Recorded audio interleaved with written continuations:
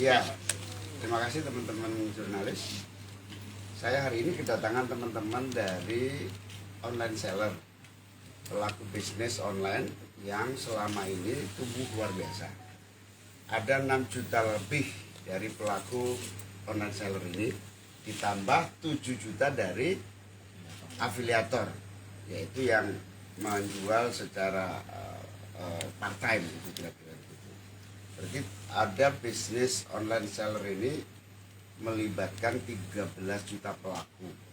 Di dalam 13 juta pelaku ada juga tenaga kerja pendamping yang tambahannya.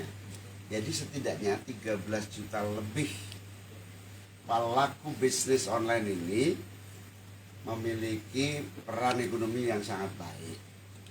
Mereka semua sangat terkejut tiba-tiba ada larangan, terutama larangan online seller di TikTok yang dikeluarkan oleh Menteri Perdagangan.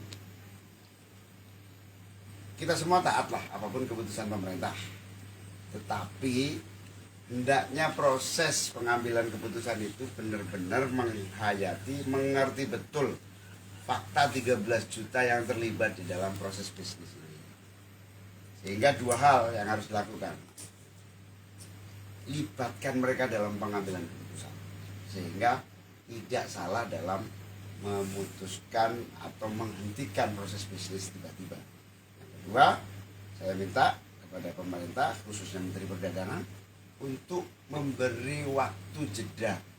Kalau toh dilarang, beri teman-teman ini, online seller ini, kesempatan untuk transisi dong.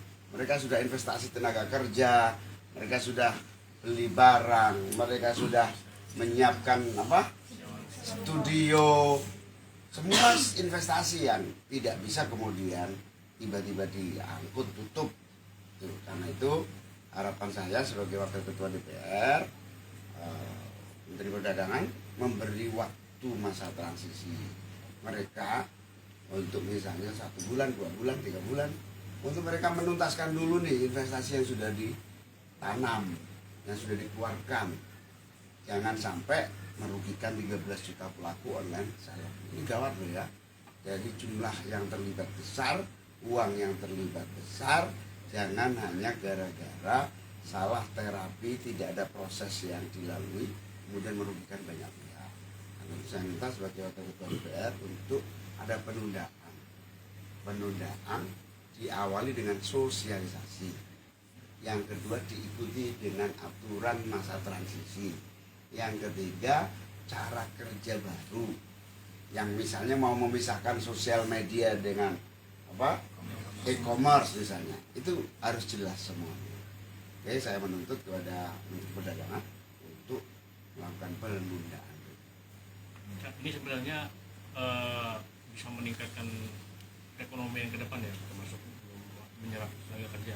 Tadi kan 13, mungkin bukan hanya itu, selain membawa berkah lapangan pekerjaan, ini membantu UMKM yang jumlahnya jutaan. Yang paling penting adalah justru pelaku-pelaku online seller ini adalah pendorong tumbuh kembangnya UMKM. Ini yang paling penting. Kemana nih Menteri UMKM ini? Di Maja ini. Bantu mereka nih UMKM. Ini justru pemasaran UMKM yang paling getol ini, yang selama ini membantu UMKM untuk bisa produknya dikenal orang, dikemas dengan baik. Pemerintah nggak bantu apa-apa ini, enak ini dibantu mereka ini.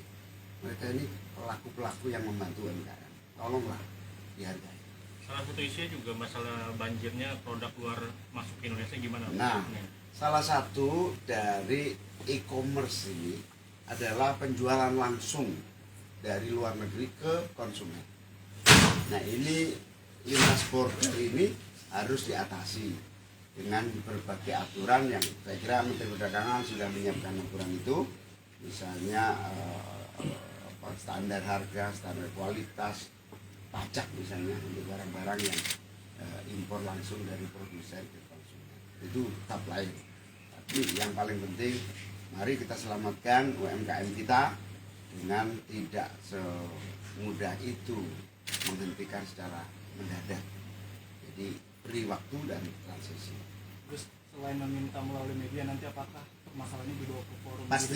Pasti ketua komisi 6 tadi saya ajak sini, ketua komisi 6 DPR RI Pak Faisal Reza, saya minta untuk segera mengundang menteri-menteri terkait supaya aturan ini tidak merugikan 13 juta pelaku, belum lagi staf-stafnya bisa 25 jutaan. Berarti secepatnya. Secepatnya. Ini menurut saya emergensi ya, darurat, karena menghentikan bisnis tiba-tiba dengan regulasi ini menurut saya juga bahaya. Untuk transisinya sendiri sampai berapa lama itu, berapa bulan? Saya tanya pada mereka, mereka juga nggak paham karena itu ada proses platform di TikTok sendiri, ada proses apa namanya. Kalau kebutuhan teman-teman ini kan sederhana, jangan sampai investasi ini rugi.